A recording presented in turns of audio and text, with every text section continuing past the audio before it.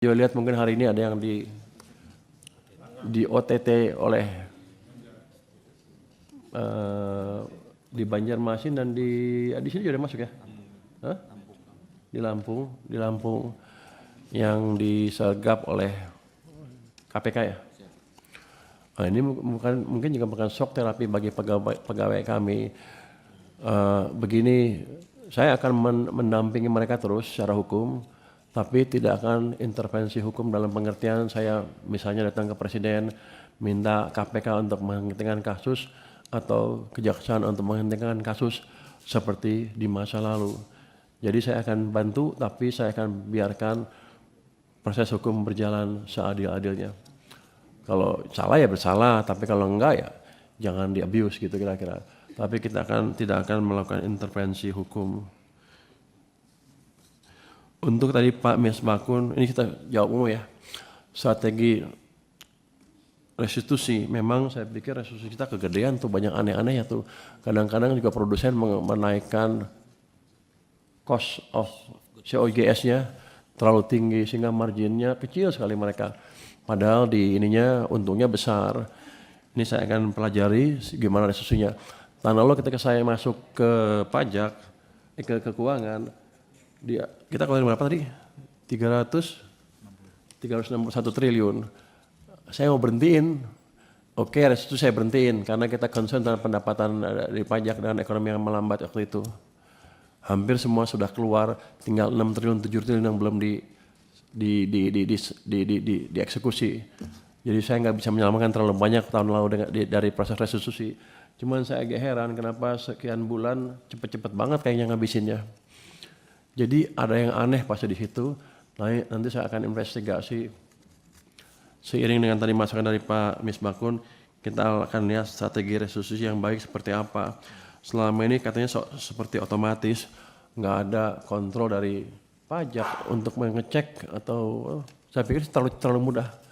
Nanti kan saya cek industri batu bara tuh kalau kita hitung PPN-nya saya malah subsidi. Makanya saya akan coba tutup dengan biaya ekspor keluar batu bara. Tadi dengan penurunan misalnya volume turun, apakah akan kurang? Belum tentu. Kalau orang di pasar tahu volume akan turun, biasanya harganya naik di sana. Untuk barang-barang yang kita mendominasi seperti CPO, harusnya kita tadi siapa yang Pak Didi ya, harusnya kita bisa mengendalikan harga pasar.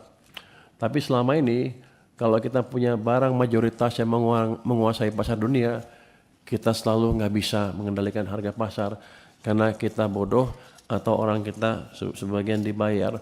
Seperti timah, kita produsen terbesar timah dunia, tapi yang mengendalikan harga bukan kita. Di pasar Singapura kalau nggak salah marketnya. Itu agak aneh untuk saya. Sekarang sedang dibersihkan oleh Satgas PKH. Tadi juga ada masukan bahwa kenapa PNBP kita naik ya? Tapi tahun depan turun. Dan sebagian income dari PNBP itu berasal dari hasil dari Satgas PKH sekitar 20 triliun lebih. Jadi match itu kalau itu kita kurangkan dengan dividen yang diambil BUMN ya segitu kira-kira. Tapi yang saya sadari apa? Saya pikir tadi dengan mungkin mereka dengan kondisi yang lebih canggih manage income-nya, kita bisa menutup kekurangan 80 triliun karena dividen yang berpindah ke Danantara tadi. Ternyata nggak bisa. Jadi saya harus betul-betul merapikan instrumen pajak dan bea cukai di tempat saya untuk mengurangi betul-betul kebocoran dan mendeteksi under invoicing semaksimal mungkin. Di tempat kita Pak Misbakun, ternyata orang-orang keuangan banyak yang pintar. Saya suruh mereka ada LNSW ya. Saya suruh mereka hitung, cari deh gimana sih under invoicingnya. Biasanya perusahaan tuh CPO ekspor dari satu tempat ke Amerika misalnya, dia lewat Singapura. Yang dilaporkan ke kita yang Singapura aja, data ke sana nggak pernah ada. Kita sekarang bisa dapat data sana dengan bantuan AI dan kita bisa deteksi 10 perusahaan besar saya periksa, rata-rata itu mereka yang dilaporkan setengah harganya dari harga yang di Amerika. Dan mereka ambil untungnya di perusahaan di tengah-tengah Singapura. Jadi pajaknya mungkin kecil di Singapura, jadi mereka taruh di situ. Jadi kita dirugikan secara signifikan. Ini sebentar lagi akan kita kejar, studinya udah clear.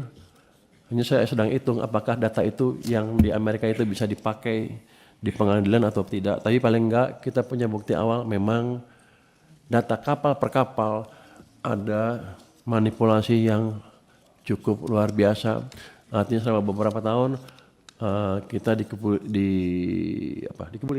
dikebulin para pengusaha CPO maupun kalau batu bara belum kita dapat, tapi utamanya CPO nanti kita akan kejar itu. Jadi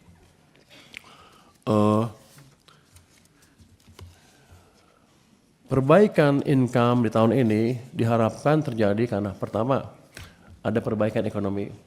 Karena keberhasilan kita dengan petunjuk dan dukungan dari Komisi 11 tahun lalu, kita bisa mengembalikan arah ekonomi, membalik arah ekonomi. Saya yakin ekonomi kita sekarang bisa tumbuh lebih cepat daripada yang ditargetkan di APBN.